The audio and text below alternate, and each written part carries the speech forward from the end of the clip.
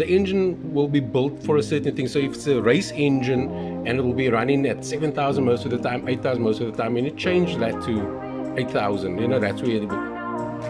Okay, let's grab this piece here, take out my scale. Okay, so let's stick the putty on into your zero spot here. Okay guys, so I'll just reposition this reflector tape here.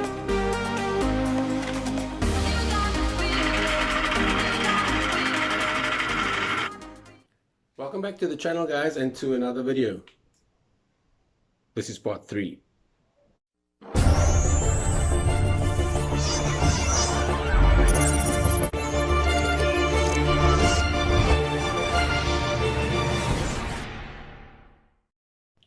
So we're carrying on with the data capturing of this crankshaft.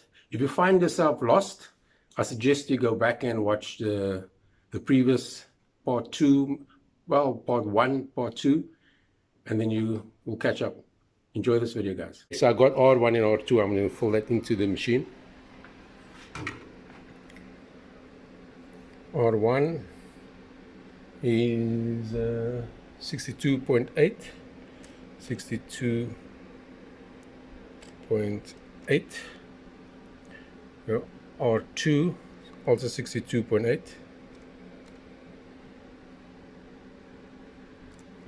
8. Okay, so this the computer will work out now, this area here now. Go to the information here, and then type in the type of information here. So once again I will label this as crankshaft. I'll label that as crankshaft there for the sake of the video.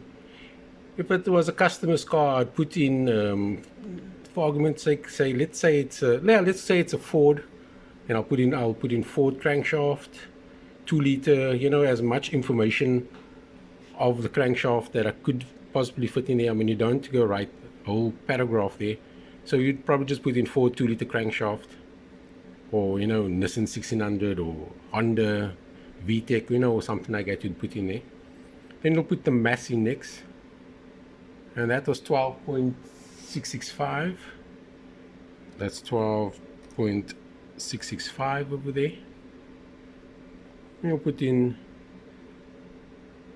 the 6.3. That's what we weigh this. I mean, balances through, balance ratio. Press G, and then you see the computer actually worked out what the tolerances are on the left side and on the right side. It's actually fairly similar. So before we OK this page here, now you change this to the balancing speed, and that will be 1,000. So I'm going to balance this at 1,000. But remember, the operating speed is already in the computer now. When I press the G, the algorithm already captured the operating speed. So now I'm just putting the balancing speed in, and now I will OK it. Okay, so then the screen will obviously come up again here. Then you'll go to the systems. You go to, this is all correct here as from previous balancing here. Go to arithmetic. So there we are, density is 9.890.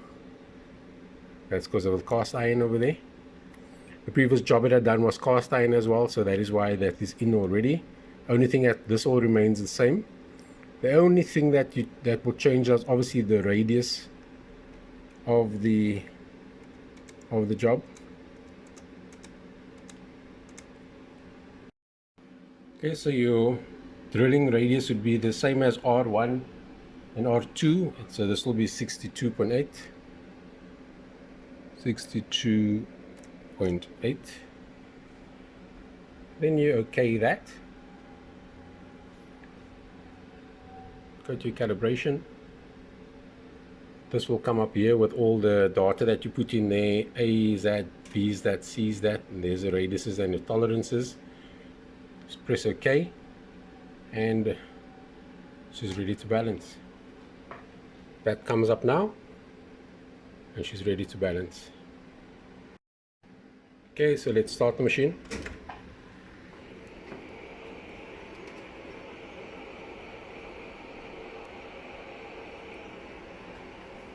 Okay, at the present moment she's running at 200 revs per minute, so I'll just turn it here, and you can see she's spinning up. Okay, I'll keep on winding it up here.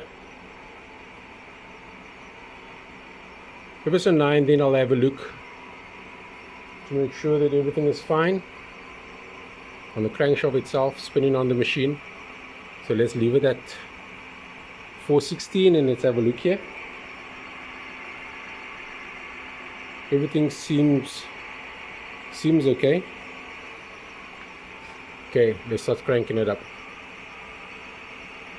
Remember, I put the operating speed in as 1000, so it's just got a while to go.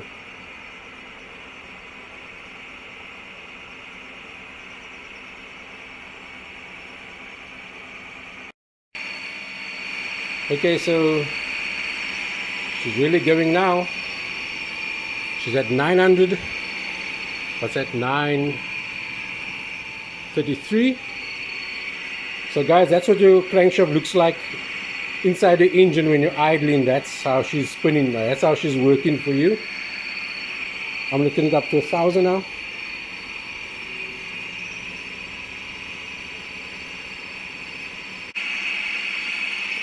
So she should go up to 1000 here.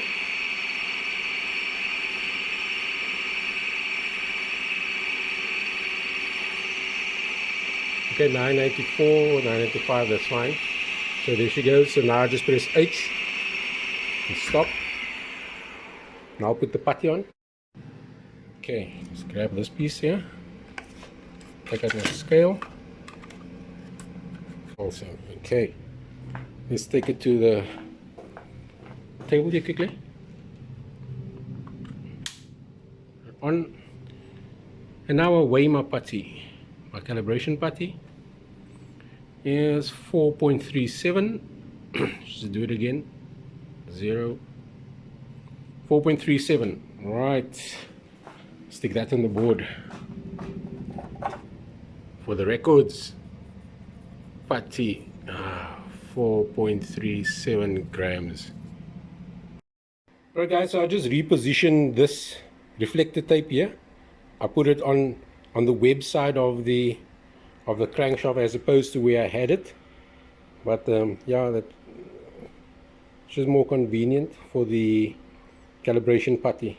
Put the putty on 0 over there. You can see the reflector, the eye is on the reflector tape, so I'll put it on here, on 0 here. Make sure it's nice and tight, otherwise you just get flung off. Okay, we'll start here again.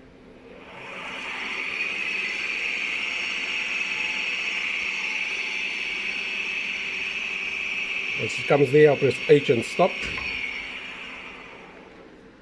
Now I'll remove it from this side and I'll put it on the 0 mark this side. Once again, dot is there, so I'll put it this side now on the 0.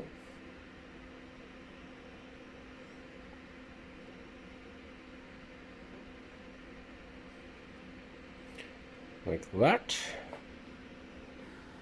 Start the machine again.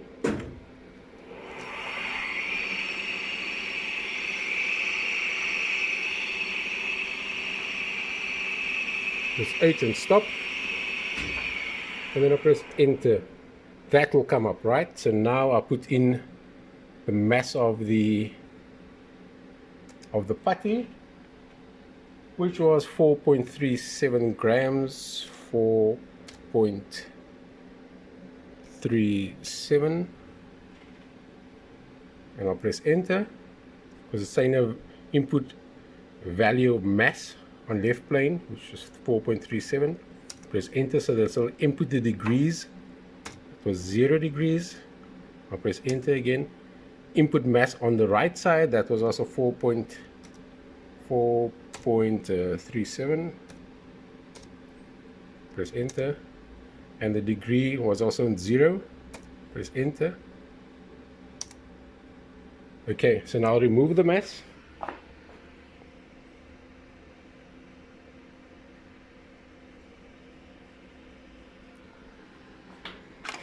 and I'll run the machine.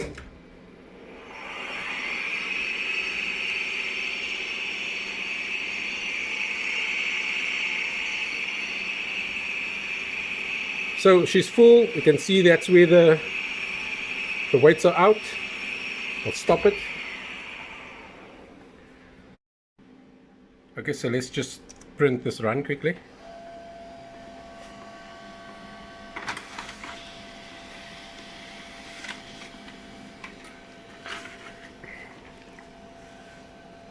Okay, you can see it's 3.95 at 1 degree, 3.95 at 1 degree, and 4.60 at 155. You can see the 4.60, 155, 395, 1 degree. Okay, so let's take off the mass. Okay, so let's just mark the crank. So 1 degree, it's virtually at 0, so I'll say over there. I'll probably just grind a little bit, or I can just drill a little bit over there. The next one is 155. Okay, so on the 155 plane, which is this plane here, 4.58 must come off. So you can see there's a little bit of things. So I'll just grind a little bit more there and then see what happens when I put it back on the machine. Okay, so instead of me grinding, I thought I'll stick it in the lathe. So I set it up in my milling machine. So I'm going to drill a hole there, which was on 1 degree. I'm going to put this in as a pilot, and then I'll use maybe 8mm, drill an 8mm hole there, and I'll go to the other one. Yeah, the other one already had a hole, so that pilot is there already, and I'll drill a 8mm there as well. Okay, let's see what happens.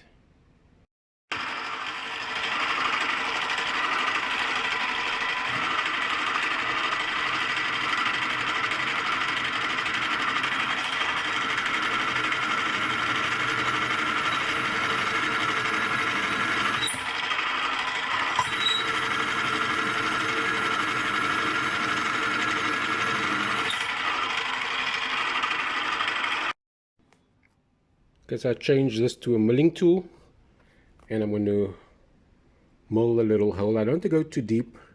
I'd rather do it a couple of times. So let's go.